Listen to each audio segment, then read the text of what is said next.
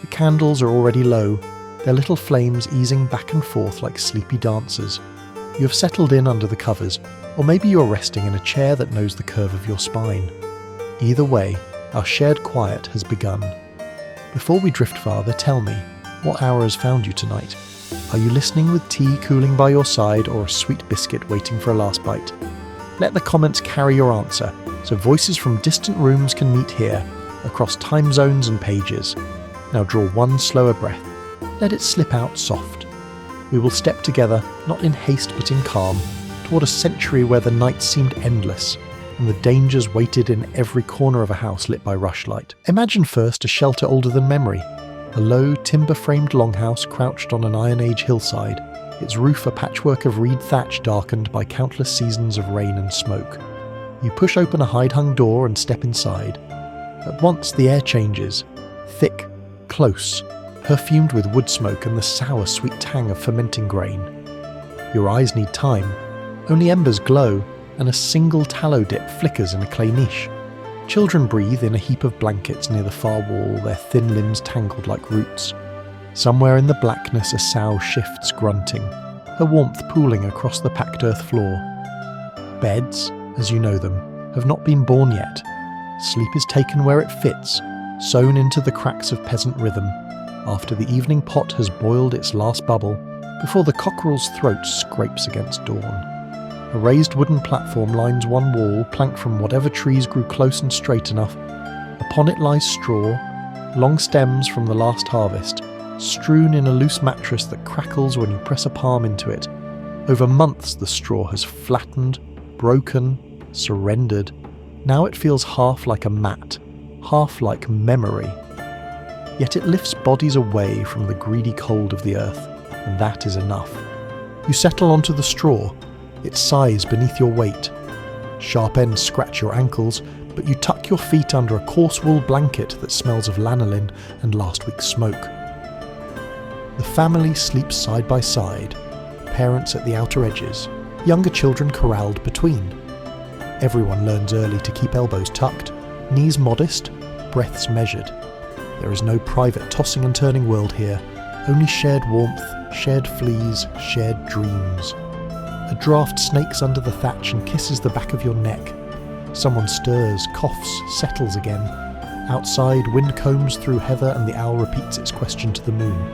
You answer it by closing your eyes. But straw mats were not the first idea people trusted with their bones. Slip backward now, farther still, to a limestone cave above a restless river. The year is so distant it has no digits, only pollen trapped in ancient silt.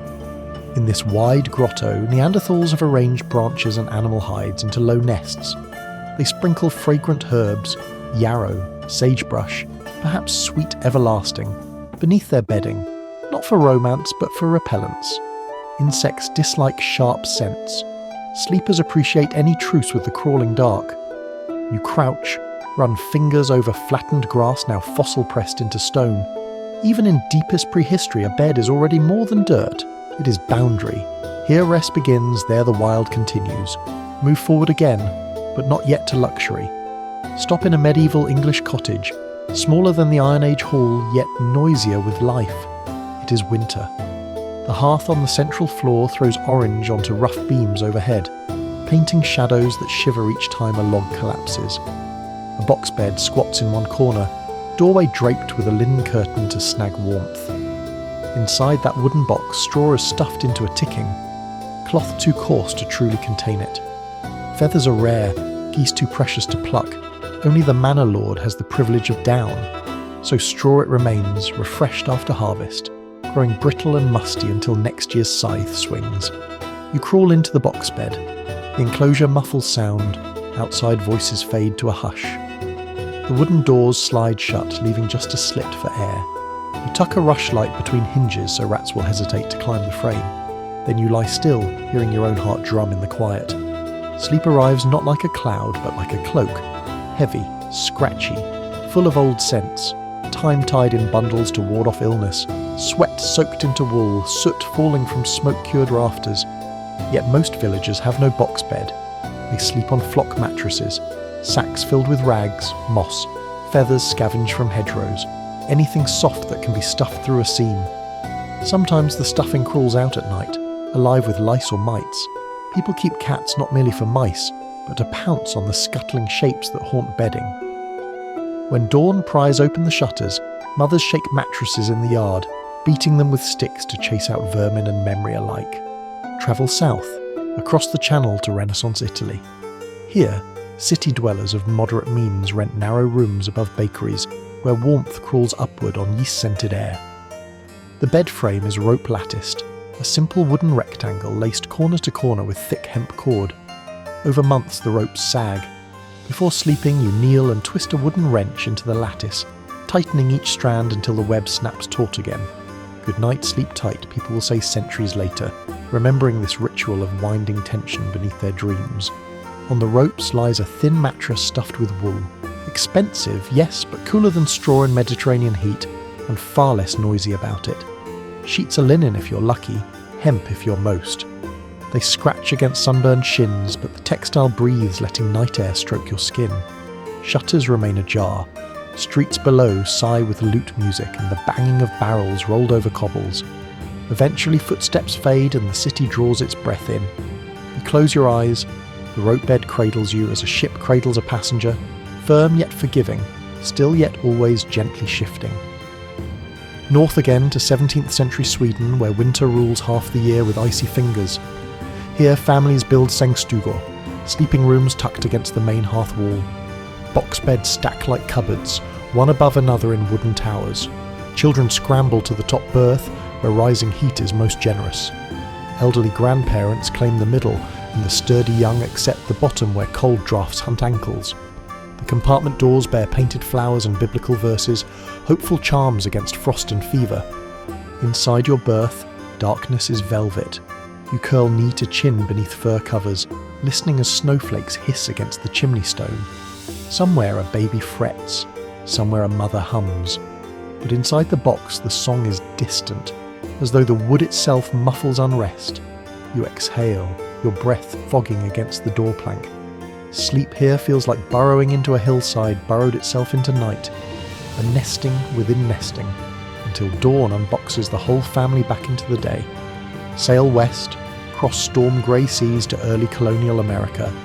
Settlers in thin timber cabins lay shuck mattresses on earthen floors, tightly sewn sacks filled with corn husks left over from harvest. They crackle like small fires each time you turn, but they insulate well against the chill that seeps through plank gaps. To freshen the bed, you empty the husks in spring, scatter them for chickens to pick over, then refill the ticking with new leaf-sharp shells. Some pioneers add pine needles or dried leaves, anything to soften the long winter's hardness. They do not rest simply, they rest armed with practicality. In the same wilderness, indigenous peoples have perfected other forms of rest. In an Iroquois longhouse, platforms of bark and cedar line both walls beneath the high smoke hole. Over each platform stretched deer hides form hammocks, suspended by rawhide cords. Ribbons of sweetgrass burn nearby, their spicy scent wrapping sleepers. Beneath each bed a small fire glows, feeding warmth upward like invisible hands. When you climb into the hide cradle it sags gently, and the flames below paint dancing constellations on the sloped roof. This is not merely sleep, it is ceremony, aligning body with hearth, family with sky. Night by night, century by century, humanity braids comfort from straw, rope, hide, husk, and spirit. Yet always the earth reminds sleepers of its presence through cold, through fleas, through aching joints upon waking. And so, restless minds invent again, jump forward to Georgian England, where the featherbed finally tumbles into middle-class homes.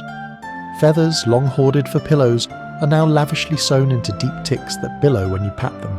A linen sheet, whitened on the grass under June sun, separates sleeper from down. Curtains of heavy damask fall around the four-poster, trapping warmth and privacy. In candlelight those curtains glow ember red. Outside them the room cools into shadow. When you climb in, the mattress sighs, wraps your hips, threatens to swallow you whole. It is bliss, yes, but smothering. Heat builds, sweat pools. By morning your hair clings damp to your scalp and the sheets smell faintly of goose oil. Someone will carry them to the line, whip them with a rod, air them beneath the sun's forgiving eye. Still, featherbeds are fickle. Damp feathers mat, mildew creeps, mites feast. Every season the tick must be opened. Feathers teased apart with fingers numb from labour, hung to air, then stuffed back again. More than comfort, a bed is work. Another crop to tend, though the harvest is rest. Leave houses now, step under open sky. Nomadic Sami reindeer herders pitch a lavu, their conical tent on tundra that rolls like frozen sea. Inside, fir branches carpet the snow, and atop them thick reindeer pelts layer into a mattress warm enough to shame any featherbed. You lie down, nose filled with the musk of hide, ear warmed by crackling birch in the central stove. The wind prowls only a canvas breath away, but within the lavu stillness reigns. Your body relaxes into fur's forgiving nap, and the earth's chill stops at the first pelt's edge. In Japan, tatami mats cover timber floors, rice straw bound tight topped with soft rush. A futon, cotton-filled and pliant, unfolds at night, then folds away come dawn. The body learns to meet firmness halfway. Shoulders sink just enough, spine stretches long. Sliding paper screens diffuse moonlight, turning it to pearl. Outside, bamboo clacks in the wind. Inside, you exhale and feel the tatami answer, straw fragrantly breathing beneath cotton. There is no creak, no sway, only the steady hush of woven grass. And in the hot lands along the equator, netted hammocks sway between palm trunks. Woven from plant fibres, they lift sleepers out of reach of crawling insects, invite breezes to cool skin. You climb into one, rocking gently, watching stars drip silver through fronds. The hammock hugs your ribs, your knees, teaches your muscles to loosen. Sleep comes like tide water, gentle, returning, and before it lifts you away, it erases the hard lines of the day. Across all these places, one thread binds, the need to rise unbroken to face another dawn's demands. Beds, whatever shape, serve that hope. They are less about luxury than survival, yet survival is not always enough. Somewhere in France, around the cusp of the Industrial Revolution, iron bed frames clatter into fashion. They promise fewer bed bugs than timber and rope, surfaces easier to scrub. A new stuffing, steel springs, lurks beneath horsehair pads, lifting bodies on coils that complain with each turn. Noise returns to sleep, but now it is metallic, a reminder of forges and mills. Rest is becoming a product, sold in catalogues, improved with patents. The bed that once grew from straw now emerges from factories, identical, repeatable, shippable. And so the centuries march toward the modern mattress, the one that waits in your own room, perhaps beneath you now. Layers of foam, memory and otherwise, hold your shape until you move, then slowly forget. Pocketed springs whisper instead of groan. Fabric covers breathe, claim to resist mites, wick sweat, cradle pressure points. Science courts slumber, marketing crowns it. Yet tonight, as you listen, your mind travels back to straw crackling, ropes creaking, wind chilling the gap beneath a cottage door. You remember how narrow warmth once was, how precious the simple act of closing one's eyes could feel under thin blankets, while wolves howled at the edge of the lamp's glow. The luxury around you grows humbler for it. The sheet against your skin feels kinder, the pillow beneath your cheek friendlier. So inhale once more. Feel the present mattress answer. Hear the hush of your room. The ancient longhouse has fallen silent. The cave's herbs lie fossil-pressed. The box bed's doors stand open to daylight. The rope lattice sags empty. Their sleepers have moved on, but their dreams drift here, soft as feathers freed from their ticking. Let them settle over you like fine dust on summer beams. Let them remind your bones how far comfort has journeyed. Rest now. We will pause here, in this quiet between centuries. Night outside your window grows deeper, yet inside you carry every bed that ever held a human heartbeat. Listen as they breathe together, straw and spring, hide and rope, fur and foam, all whispering the same ancient promise. Lie down, close your eyes, and wake again with morning. It's easy now to think of sleep as a sealed box, entered at night, exited come morning. But before alarms and schedules, sleep arrived in parts, like a meal served in 2 sittings. You didn't just lie down, vanish and rise again 8 hours later. No, it came in 2 acts. The first sleep wrapped itself around sunset.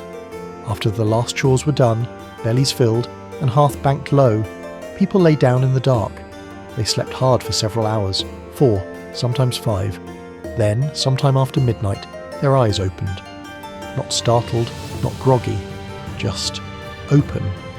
And they rose, not all the way, not always. Some stayed under the covers and whispered. Others lit a candle stub, added a log to the fire and moved through the stillness with practised quiet. They might stoke embers, check on animals, sip kale or warm milk with nutmeg. Some read, if they were lucky enough to own a book. Others prayed or meditated or simply sat staring into the dark. It was called the watch, that interval between sleeps, a slow hour when time bent and stretched and minds wandered in ways they didn't during daylight. Some claimed dreams came more clearly if you recorded them then, while the air still held their shadow. Others believed the watch was when the world thinned, when ghosts pressed closest. It wasn't frightening, not always. Just another part of the night's rhythm. Then came second sleep. Deeper, looser, full of stranger dreams, the kind that wrap around your bones and whisper questions you can't answer when the sun comes. It lasted until cockcrow, until the windowpane turned grey, until the neighbour's footsteps crunched past your door. Only then did sleep loose its grip, and the day, pale and stretching, began. We forget this now. Modern beds don't expect you to rise mid-rest. The mattress is made to cradle you through the night, uninterrupted. The light outside rarely dims enough to signal the shift, but before gas lamps and streetlights the dark ruled. It told you when to rest, when to rise, when to rest again. The body obeyed. It's not just the rhythms that changed, it's the company we kept while sleeping. In many times and places, privacy was a myth. You rarely slept alone, not for luxury, but necessity. A bed might hold 2, 4, sometimes more, not just couples, but children, siblings, servants, travellers. The warmth of a body beside you meant survival. The breath on your neck meant you were not alone in the night. In Scottish crofts, entire families shared a sleeping cupboard built into the wall. Curtains were drawn not just for warmth, but modesty. The father lay on one side, the mother on the other. Children between them like a row of spoons. There was no illusion of space, but there was safety. In 18th century France, even inns offered shared beds. You might pay for half, a literal half, and end up beside a stranger, feet tucked opposite, heads turned away, both pretending the other didn't exist. Some travellers carried signs to hang above their bedpost. Do not disturb, I talk in my sleep. Or worse, I scratch. In Russia, peasants slept on pechka, the great clay stove that heated the cottage. It wasn't just for cooking. The flat top retained warmth through winter nights. Children climbed it, cats stretched across it, elders curled beside it like nesting dogs. You didn't need blankets, you had the oven's breath. Even in sleep, you felt the home's heartbeat beneath your spine. In China's colder provinces, families slept on kang platforms, bricks built into the room, warmed from below by flues. You'd climb onto the kang at dusk, remove boots stiff from the day, and lie beneath layers of wadded cotton or padded silk. The warmth came slow and steady, like tea cooling in a cup. Everyone shifted through the night, careful not to kick the flue stones that sometimes burned too hot. Sleep here came with discipline, tucked knees, shared space, a constant awareness of others. And then there were dreams. People spoke of dreams differently back then. They weren't just subconscious fog. They were messages, warnings, sometimes prophecies. A dream could mean illness, or pregnancy, or that someone far away had died. Dream books, crumbling hand-copied volumes, offered interpretations. Dream of water, a journey. Dream of teeth, a lie. Dream of falling. Your soul is wandering too far. But there were dreams people didn't write down. The ones that came in the middle of second sleep, heavy and wordless. Dreams where dead loved ones sat at the foot of the bed and simply breathed. Where voices called your name, not harsh, but pleading. Where shadows moved with purpose, and you woke knowing something had changed. In medieval England, some believed that night visitors, the mayor, could press on your chest while you slept, stealing your breath. Others blamed dreams on indigestion, or the devil, or the phase of the moon. But no one dismissed them entirely. You might laugh off a dream at breakfast. But part of you still wondered. Imagine now the light changing outside a Tudor window. No glass yet, just horns scraped thin and stretched over a wooden lattice. The sky begins to pale. The coals in the hearth are grey. You rise from your flock mattress, bones cracking, and reach for your cloak. A chicken stirs in the corner. The day hasn't spoken yet, but you know it's close.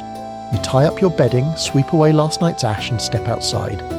The chill bites hard. The morning smells like frost and dung and bread just beginning to rise. You do not speak, not yet. The silence is still thick and sleep clings to your skin like mist. And when you return to bed that night, the mattress is the same. Rough, smelling faintly of mildew and lavender, but familiar. It remembers you. The ropes groan as you lie down. You feel the weight of the blanket settle. You close your eyes. Perhaps tonight the dreams will be kind. Centuries pass, the dreams stay. In the American South, enslaved people slept on pallets of rags on dirt floors, their rest stolen by fear and exhaustion. Some carved sleeping pits in the clay beneath their cabins, hollows lined with straw and memory. They whispered songs to each other as night fell. Not lullabies. Code. Prayer. Mourning. Hope. Their dreams were one of the few things that couldn't be owned. In the trenches of World War I, men dug into frozen mud, curled against walls of sandbags, and called it sleep. Sleep in gas masks, sleep amid shelling, sleep with boots still on, and fingers curled tight around letters from home. Their rest was not restful, but it was survival. In convents, nuns slept on narrow wooden planks, arms crossed over their chests to mimic the tomb. No pillows, no indulgence. The body must not forget its purpose. Sleep here was not comfort. It was discipline.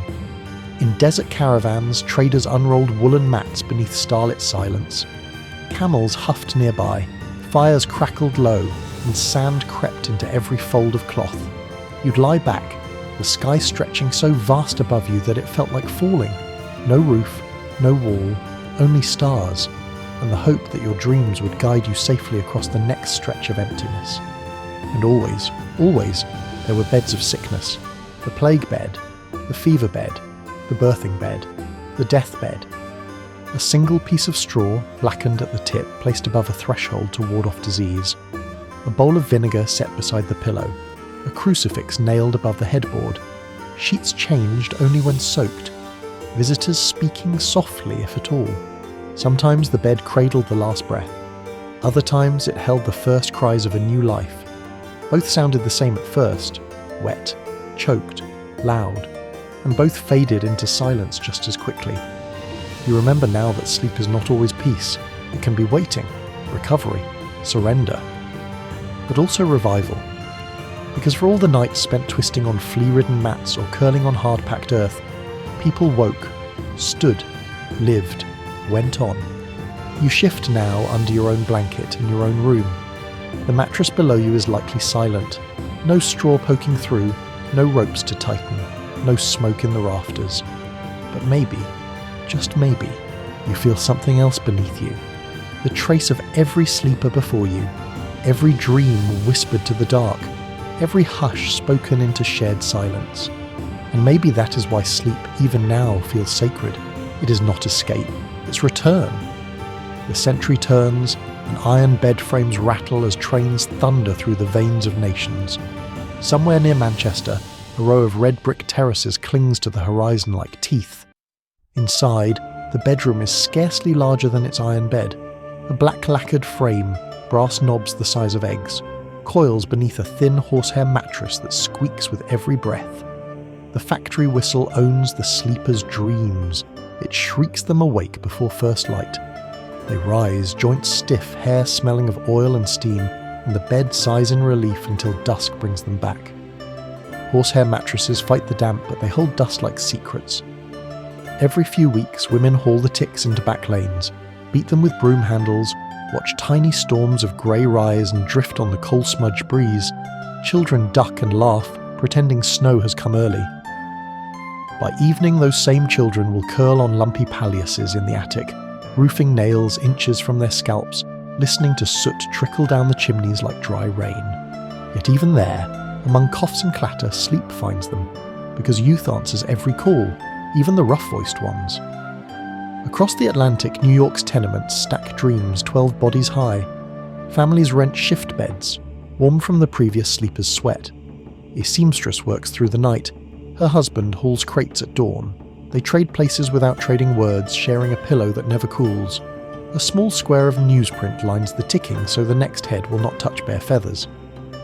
Nearby, a boarding house advertises clean straw changed monthly. The promise is thin as the mattress, but hope lies down wherever it can.